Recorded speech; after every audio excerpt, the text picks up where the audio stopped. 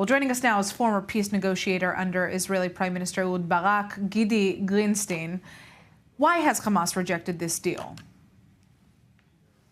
First of all, thank you very much for having me. I believe that for Hamas, the issue is that the proposition of Israel is to give us the hostages, we'll give you some prisoners, but then we'll continue the war in order to demolish Hamas.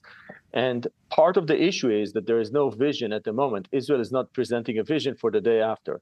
That's why we're looking at a very kind of a small coalition is trying to be built around a small prisoner exchange deal, as opposed to a bigger vision. I think the more important aspect of this week, and perhaps a setback, is the failure of Fatah and Hamas to agree on the day after Gaza, and Fatah effectively saying or reporting that Hamas insists on remaining in power in Gaza. For Israel, this means that the war may be extended deeper into the future, and that is obviously tragic for the hostages and their families. Right. Well, I mean, it was very much expected that meeting, those discussions in Cairo between Hamas and Fatah were essentially for show. We saw a similar meeting, with Chinese mediators, some signed memorandums that nothing came of. The U.S. has consistently blamed Hamas for the standstill in talks. Arab mediators, Qatar and Egypt, have privately maintained that the U.S. is downplaying Netanyahu's responsibility. But the question is really whether or not there's any middle ground here at this point. What will it take to close a deal? What needs to change? I believe that for Israel, we need to keep on the military pressure on Hamas. There has to be a credible vision for the day after, primarily focusing on northern Gaza. Israel is putting in a tremendous effort in order to weed out Hamas in northern Gaza. This is basically as far as we can go in terms of establishing military control and domination in a specific area. The question is what happens next, whether Israel will be able to hand over northern Gaza to a Palestinian force, to a Palestinian entity, and or an international force that will take over that area and begin the process of the day after. We have to acknowledge that right now the government of Israel has no vision for the day after. And your previous guest spoke about UNRWA. The simple solution for the conundrum of UNRWA is actually to hand over the responsibilities and the budgets of UNRWA to the Palestinian Authority, so that the Palestinian Authority is the one that delivers healthcare and welfare services to the population. But the government of Israel wants to push out UNRWA without bringing in an alternative entity that will provide the services. And that's why we're kind of locked between a rock and a hard place, because without the vision of the day after, a lot of the immediate action is being, the sensibility of the immediate action is being compromised. I just do want to say that I was part of the only Israeli delegation to have negotiated the end of the refugee problem, including effectively the dismantling and the withdrawal of UNRWA.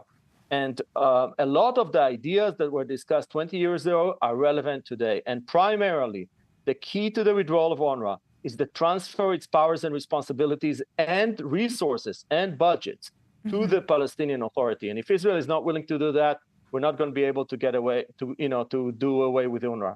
I mean, how could the outcome of the U.S. presidential elections impact these negotiations, and also what a post-war Gaza plan could look like? We know that obviously Trump, during his presidency, cut funding to the Palestinian Authority. And the question is, if he were to be elected, how could we expect him to essentially act on this?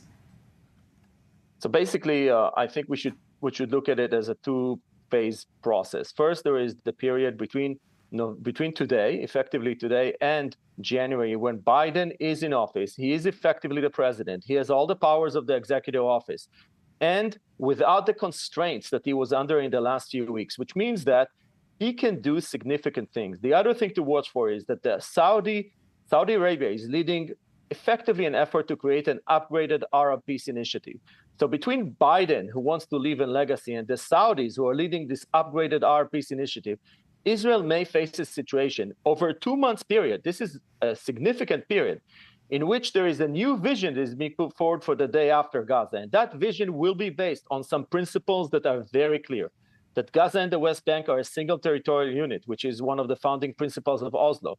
That the Palestinian Authority will be the governing, reformed and upgraded, will be the governing body of Gaza. That the PLO is a single is the sole legitimate representative of the Palestinians. That security forces, Palestinian security forces, should be the ones who are on the ground managing Gaza when Israel hands over the responsibility. Of course, security forces that are approved by Israel and by the Americans. So we do have a 2-month window in which significant things could happen. And then we're talking about the next administration. Harris, I believe, initially will be more like Biden. Maybe a little bit more pressure on Israel, but basically it's going to be the same policy for the first few months. She has other big things that she is focused on. I'm not sure she has the ability to change course relative to Biden. But on Trump, we have to remember the following thing. Trump put forward the so-called Trump plan in January 2020, in which he presented a kind of a vision for permanent status. And the precondition for the vision for permanent status that Trump presented is the removal of Hamas from Gaza, which means that actually it's President Trump, if he comes into power, is the one that has a vision for the resolution of the Israeli-Palestinian conflict. So I would urge you, your audience to stay tuned, and there could be interesting surprises where Trump basically going to Israel, going to Netanyahu, saying to Netanyahu, Mr. Netanyahu, you co-authored with me the Trump plan. The precondition was removal of Hamas. We're nearing removal of Hamas. Let's go ahead with the plan that you co-created with me. All right. Well, obviously, Gidi, we're going to have to wait and see who ultimately wins this election. I'd like to thank you so much for joining us, giving us your insight. We'll see what happens tomorrow.